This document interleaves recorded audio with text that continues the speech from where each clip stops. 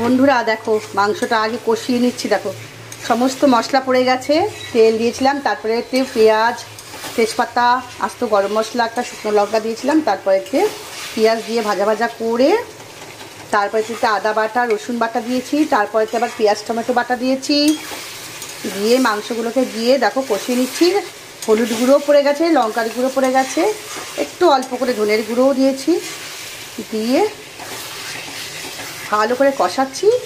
আর গন্ধটা যদি তোমাদের শোকাতে পারতাম তাহলে তো খুব ভালো হতো।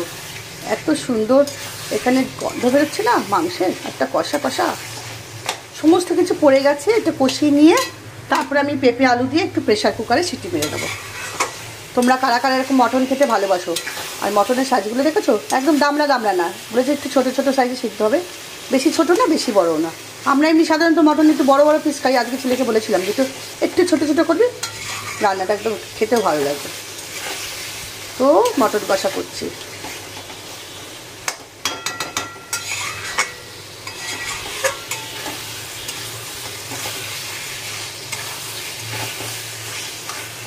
কারুর কিছু বলার থাকলে বলো, কমেন্ট করো।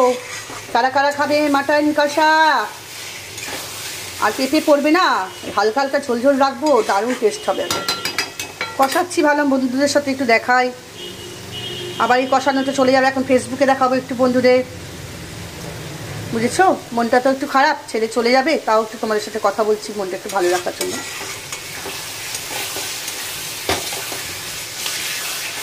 কী হচ্ছে? আর এক ফোঁটা চিনি আমরা তেলের সময় দিয়েই দিয়েছিলাম আগে, নুন পড়ে গেছে, টোটাল সব কিছুটাই পড়ে গেছে। কষিয়ে কষিয়ে নিয়ে দেবো। তো চলো বন্ধুরা, এখনকার মতো টাটা।